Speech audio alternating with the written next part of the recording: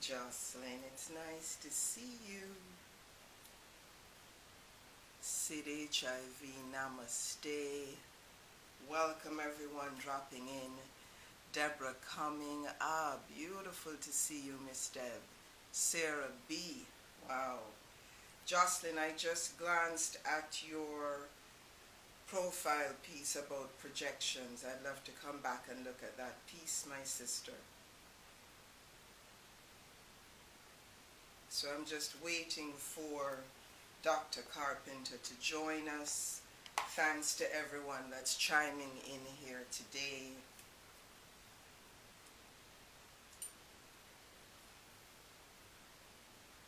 Dawn outside. Dr. Carpenter, good morning. Welcome, welcome, welcome.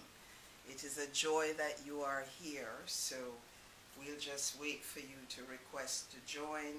I know this is going to be a very animated and inspiring and uplifting and thought-provoking conversation.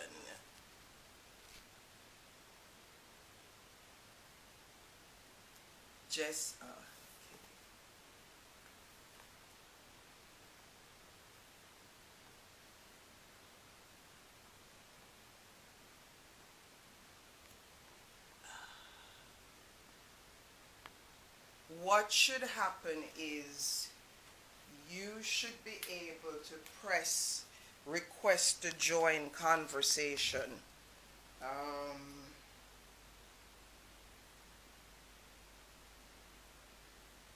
Give us a minute here.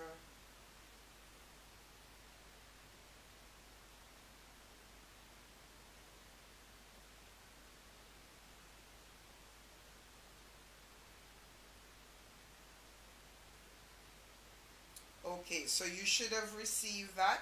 If not, you can click Karen, request to join conversation, and then I accept your request. Morning, Hasna. Beautiful to see you here.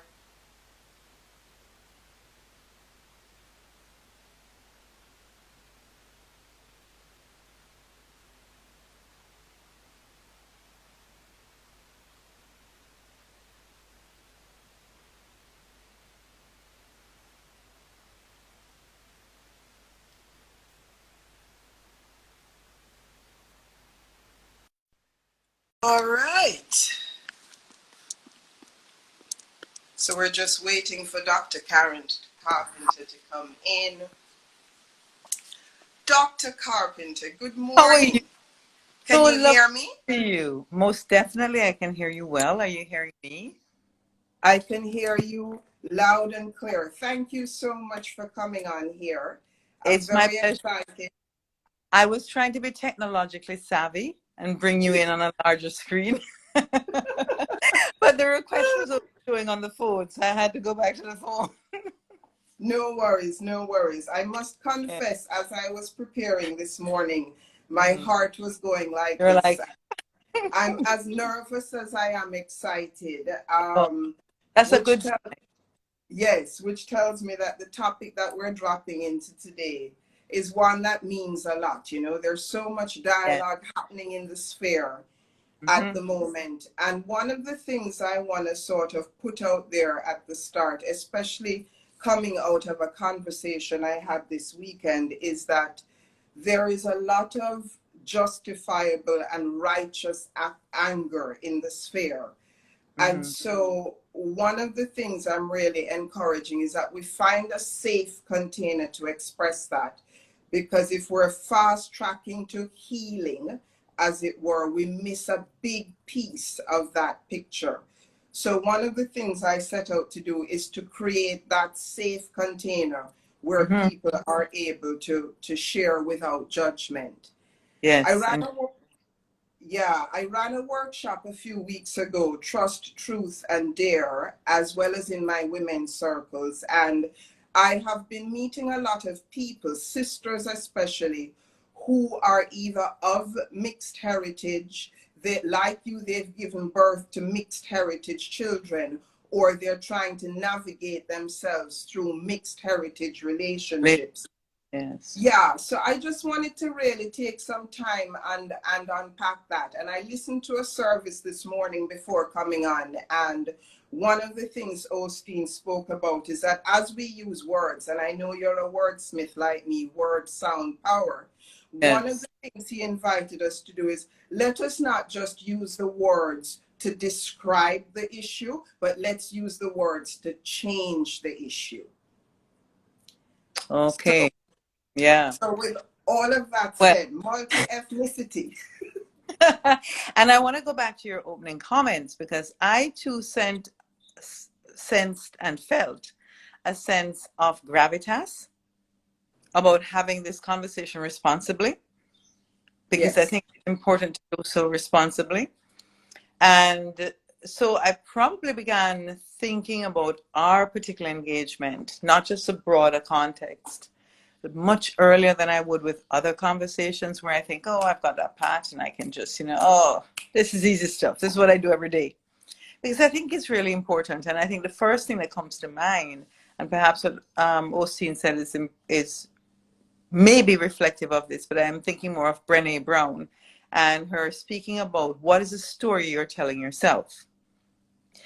I think when we think about the story we're telling ourselves about multi-ethnicity and race matters and Black Lives Matter and all lives matter and all of the various slogans that we've used to show our rage and our anger and wanting to be in this safe container, I think one of the things that I'd like us to bear in mind as we have this conversation is it's very dangerous to tell only one story. absolutely. If we're all telling the same story or signing on to the same story, we are ignoring the nuances of what makes us individuals. And even if we have some similar experiences, we have to be able to respect the individual's experience as valid, and therefore not try to quash everybody into this kind of, homogenous space, one silo of thought that doesn't have any room for anyone else's expression. And I suspect that there are times like these when we all feel that punch in the gut about the injustices, that we will tend to do a kind of bandwagon response because we feel our little voice doesn't matter, our little story doesn't matter. So I don't think that the universe is created in such a way that only one story can matter at a time. It's not either or. It's not dichotomous. It's and then some more. Absolutely. And so I think we all have to be able to tell our stories authentically whilst respecting the stories of others. And their Yes. stories don't have to validate us, and we are not here to validate them. But we can all, it's like when you have a choir or an orchestra, and people are playing different instruments, and a choir is singing different levels. And when it comes together, it tells a single song with many voices. So that's how I'm thinking of it today. It doesn't negate anyone else's story if my story, your story is different from theirs. Yes, yes. And one of the things I love what you said about the danger of an incomplete story. And one of the things that's been coming up in conversations, the extreme stories are easy. Yeah. Yeah. Covert racialism is easy on a level. Mm-hmm. Where it gets challenging, yet at the same time, where the real opportunity is in the nuances, as you mentioned. It is in the shades of gray. Yes. And, I sat on a talk the other day, and a woman, Sfadi Martin, made a very profound statement. And one of the things she said is the narrative that we have, particularly around mixed race, particularly if the male is the white, as it were, is that the offspring coming out of that, particularly within the slavery context, came out of some rape or some power over or something. We're human beings. And let so me tell love you, is we're in different time zones, but you're clearly reading my mind. right, right. That was the thought I had in my mind before you said, so multi-ethnicity. That we have to be careful of the single story, because a Yes, single story is not everyone's story. exactly, exactly. And so how do I, excuse me, I loved what your daughter posted, because how do I, for example, or someone of mixed heritage, tell all of my story without feeling that I'm compromising one side of the story, or that I should be ashamed of another side of that story?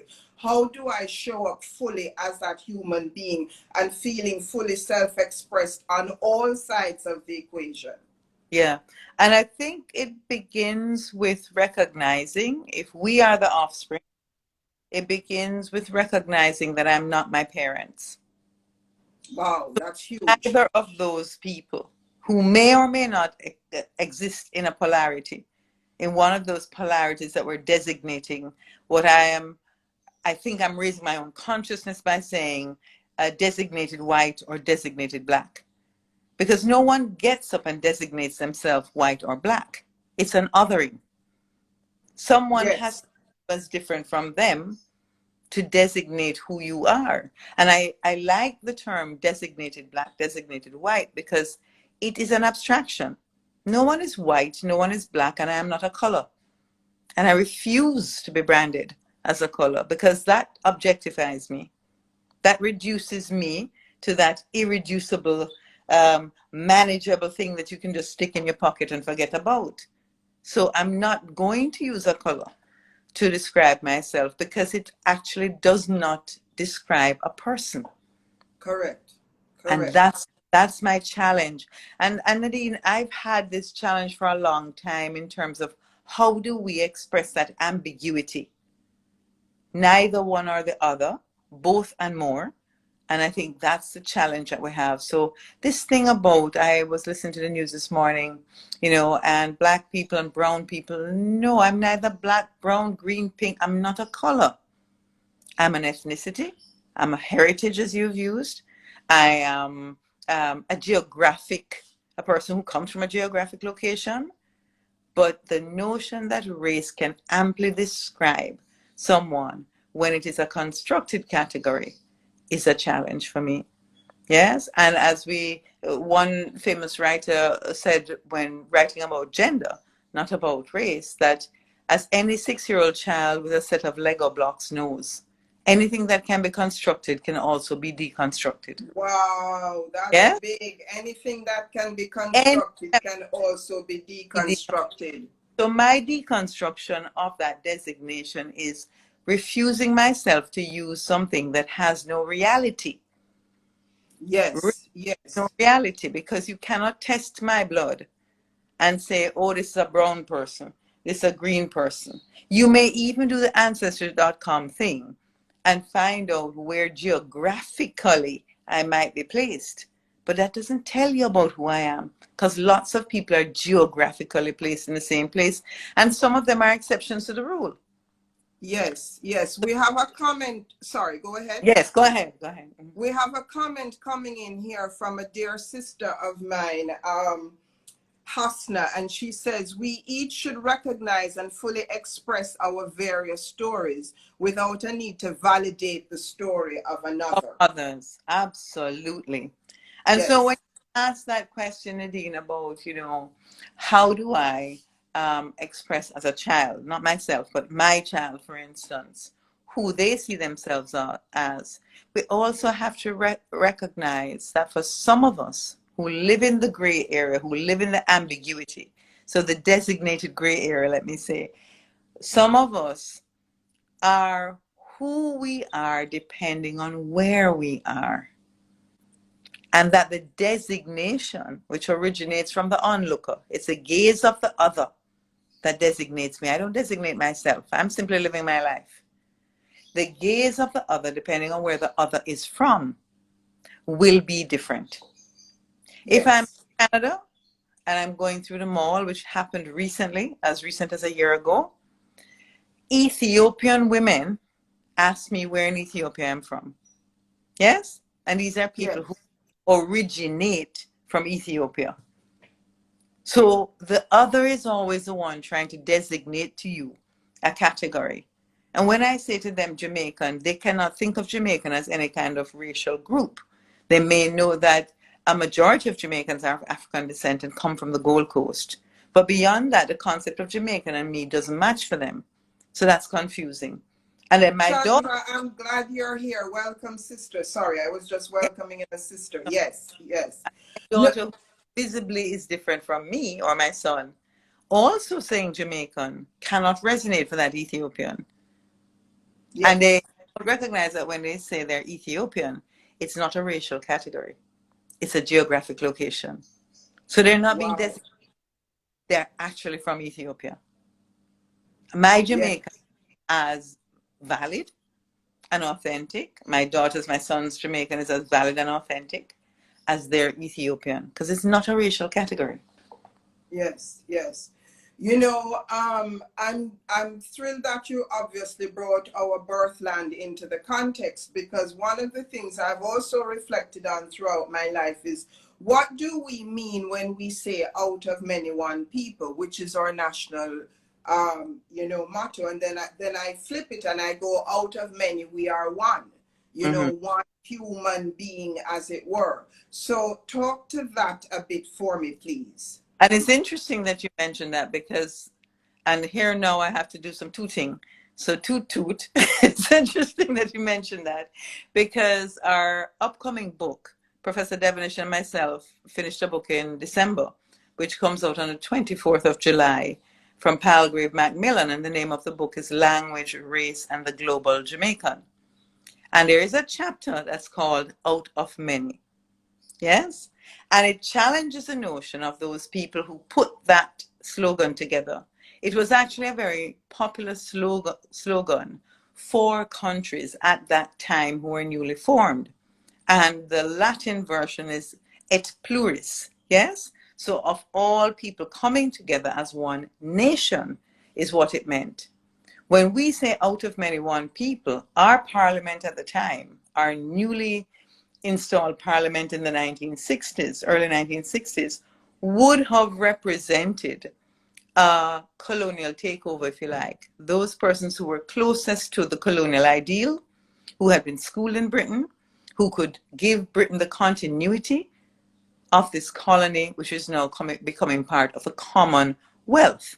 We've not seen as much of the wealth as we'd like to, but we at the time had a common allegiance to the Queen, and many modern Jamaicans object to that allegiance because we do not see the wealth in the Commonwealth. Yes, yes. And that's not just limited to the so-called Commonwealth. I mean, one of the conversations that I've been seeing and involved in around this current movement is the economic sustenance to carry the movement. I mean, yes, to me, one of the things I'm really excited about at this time is that for me, they're really, for the first time in my lifetime, I see a real possibility for change and transformation. Yes. No, and one of my prayers daily is, let us not lose the momentum. Let us not lose the fire. Let us throw the things out of the bag. Let's create a mess. And as we sift through the mess, we pick up what serves us, what serves our greater good, and we discard what no longer serves us, these limiting beliefs, this internalized, this systemic and systematic racialism, as it were. So, you know, what are some of the words, pardon me, I'm getting ahead of myself. Yeah. So coming back to this thing, yes, it is important that we have those who are protesting and the big brigades.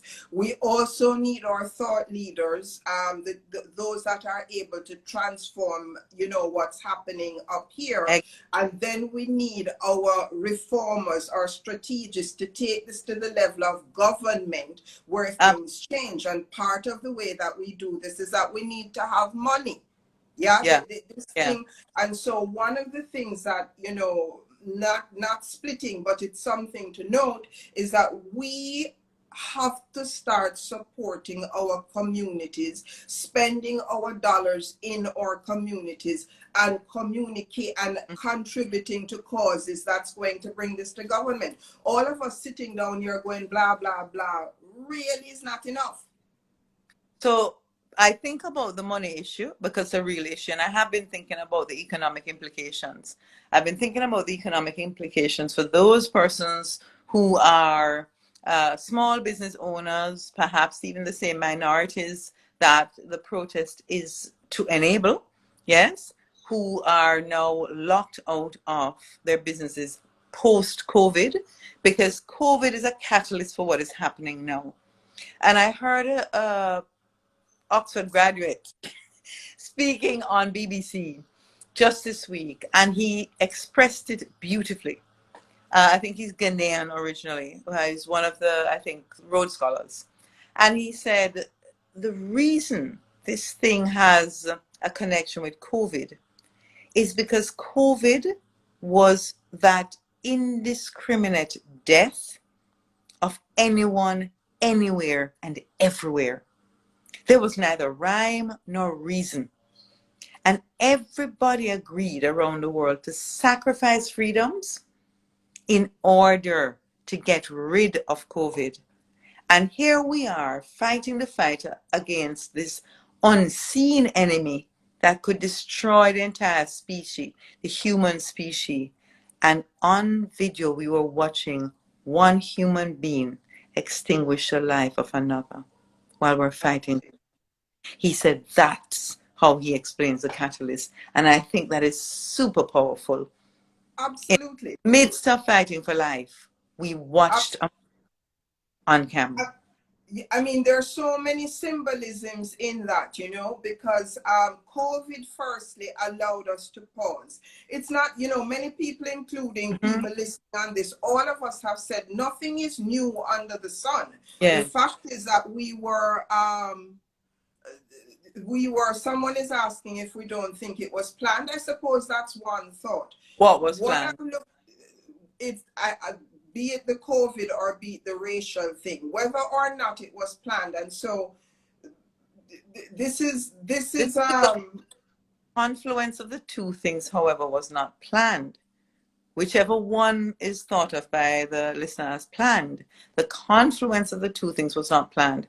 And I'll also add to that, it didn't matter that the man taking the life of the other man was designated white, and that the man that was being murdered was designated black, until we look at the systematic racism in the United States. In and of itself, that could have been two white men, two black men, etc. But when you see that the cause for that kind of approved murder comes out of a systematic criminal injustice system, because there's no justice in that. That is what is painful. Of course, and even more so, what I was going to say, Karen, is looking at the symbolism, here it is, we're allegedly fighting this invisible enemy who challenges our breath. And the way we sit down for 8 minutes and 46 seconds and watch this is the breath squeezed out of someone. I can't breathe. Yes. Yes. So it resonated around the world because it represented an annihilation of the right and desire of a human being to remain human, to remain alive. Yes. Yeah. Yes. Wow. Wow. I'm so excited. I know we could be here forever. I'm sorry. This is big people talk. We're coming in.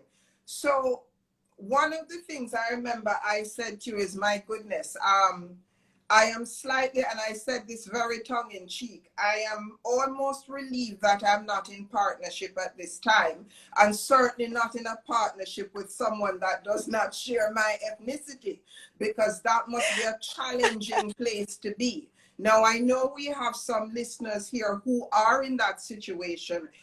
As a love and sex coach amongst all of the things that you are, what do you have to say to those listeners? Well, I can speak from personal experience, because I've had the lived experience, both with being a romantic partner, being a mother, and going through my life as a professional in various countries, as you have done. I've lived that experience.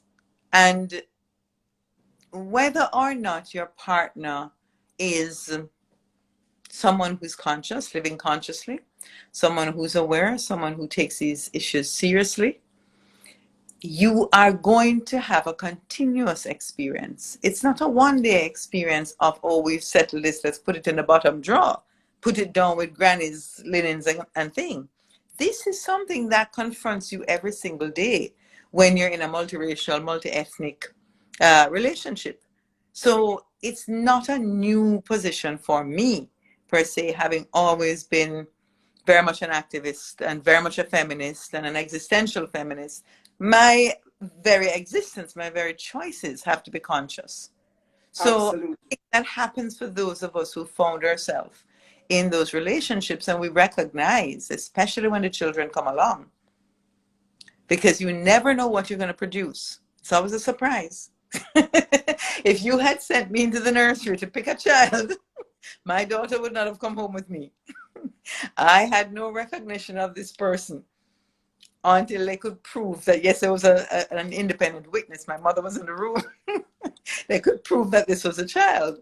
So, and her father was in the maternity room as well. So this is a relationship that challenges you, because you now have to look at this individual who is not your mirror. And I think if you are at all conscious, and I'm assuming that folks are, you begin to take on the role of learner as much as a role of teacher. Because this child is going to have to teach you how they're going to navigate the world. What is their personality? How are they going to receive things? How much criticism can they manage?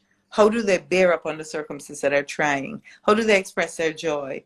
And this is a learning process of both of you, learning how you can relate to each other.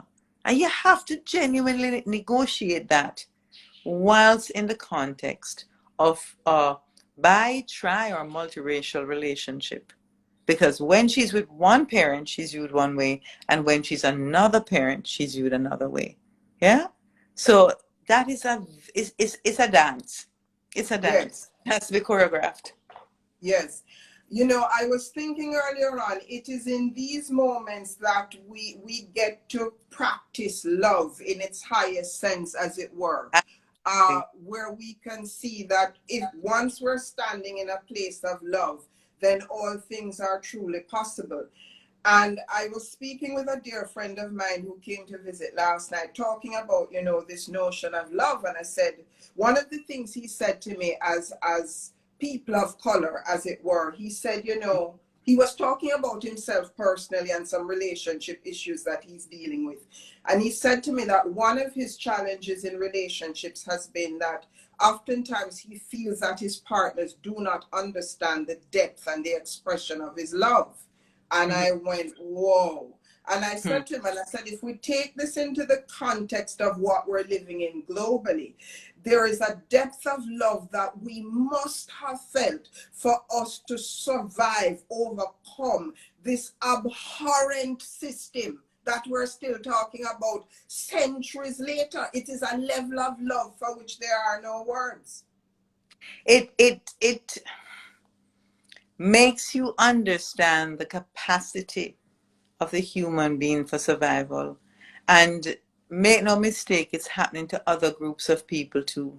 But Absolutely. As long as we continue to segregate on the lines of the tone of your pigmentation, the amount of melanin you carry with you, we are going to fight the battle many times over. It's a human rights issue as much to a particular group of people around the world, beginning with the United States at the moment.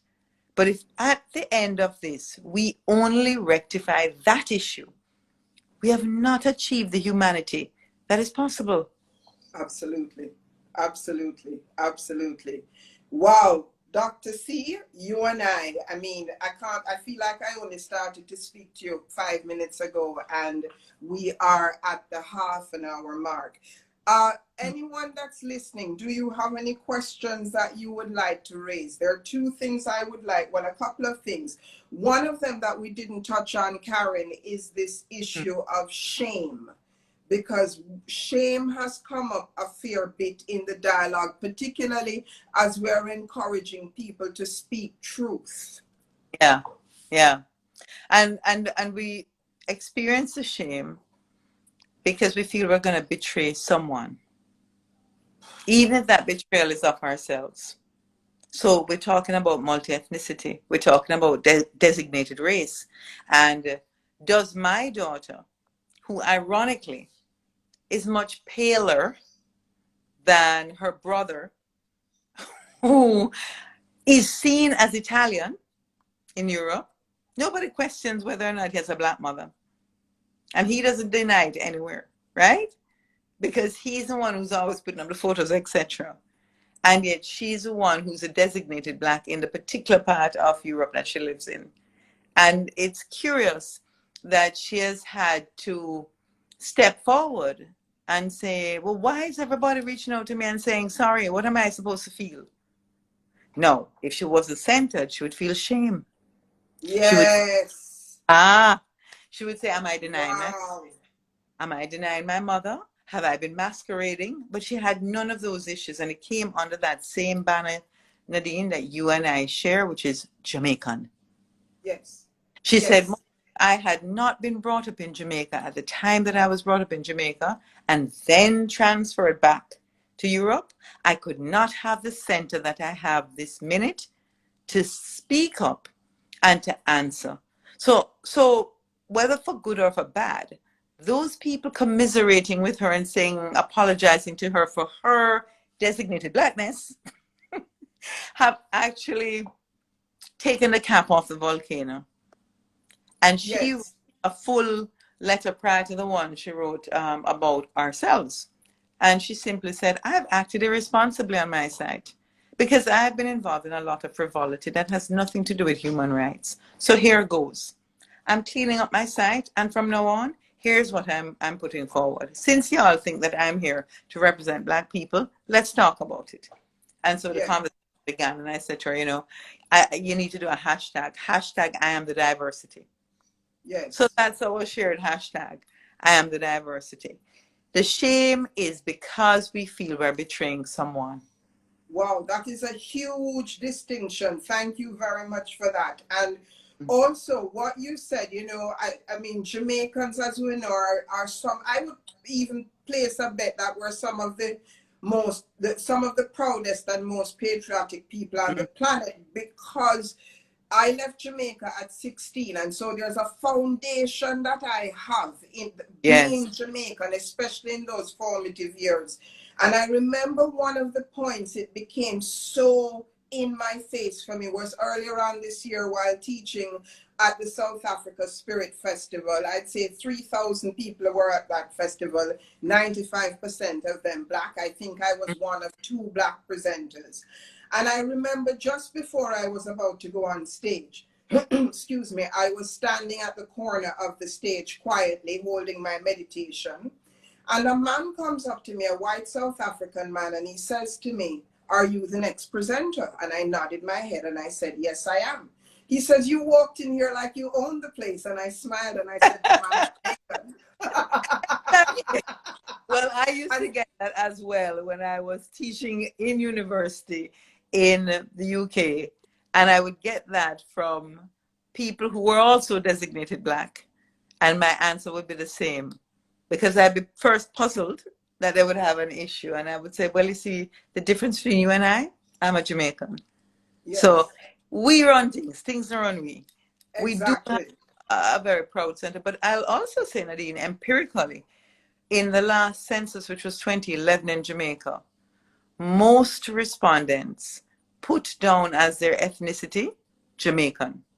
Wow. They didn't have a category that said black, white, green, pink.